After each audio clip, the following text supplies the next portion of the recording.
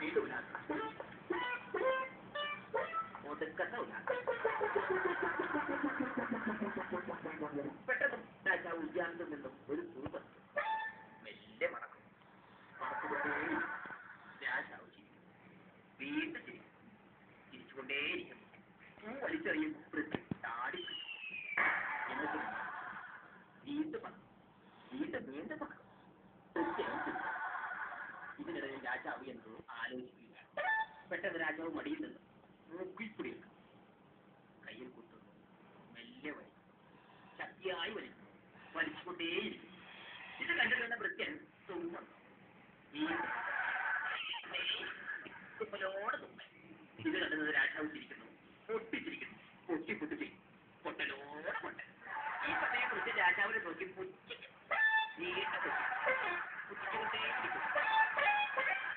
ഇത് കണ്ടുന്നത് രാജാവ് കൊഞ്ഞന.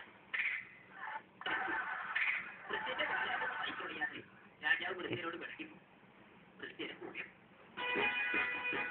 കൊട്ടാര ഉദ്യാനത്തിലേക്ക് മഹാറാണി.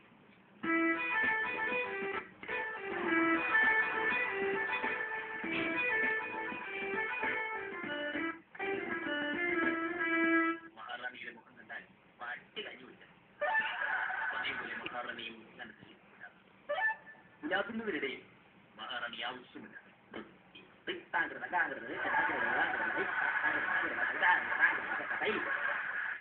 ഉദ്യാനത്തിലെ പൂക്കളോടും പക്ഷികളോടും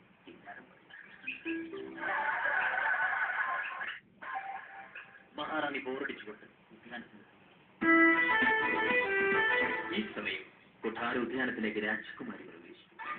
രാജകുമാരി അതീവന ഭാവതി എന്ന് പറഞ്ഞാൽ ലജ്ജ കണ്ടുപിടിച്ചത് ഇവളാണോ എന്ന് തോന്നി.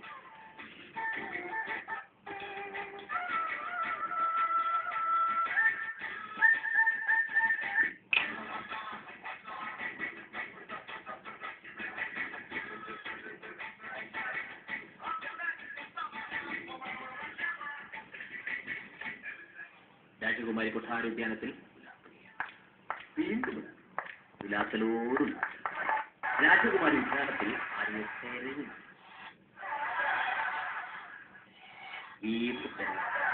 തെരഞ്ഞുകൊണ്ടേയിരിക്കും. ഈ സമയം ഉദ്യാനത്തിലേക്ക് മന്ത്രികുമാരൻ പ്രവേശിച്ചു.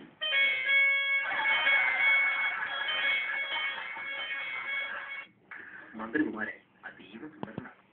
മുഖം കണ്ടാൽ പെറ്റ കള്ള പോലും. മന്ത്രികുമാരനും എന്തോ തിരയും. ഇവർ പരസ്പരം കാണുമ്പോൾ രാജകുമാരി അവളുടെ പ്രീതം മന്ത്രിയുന്നത്.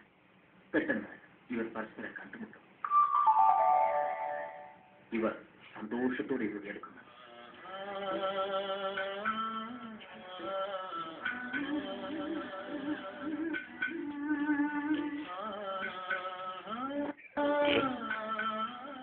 അവർ പരസ്പരം സ്നേഹം പങ്കുവയ്ക്കും. അതിനുശേഷം അവർ ആലോചനപ്പെട്ടു. ഈ സമയം സ്വർഗത്തിലെ കട്ടുറുമ്പായി രാജാവും വൃത്യനും ഉദ്യാനത്തിലേക്ക് പ്രവേശിച്ചു.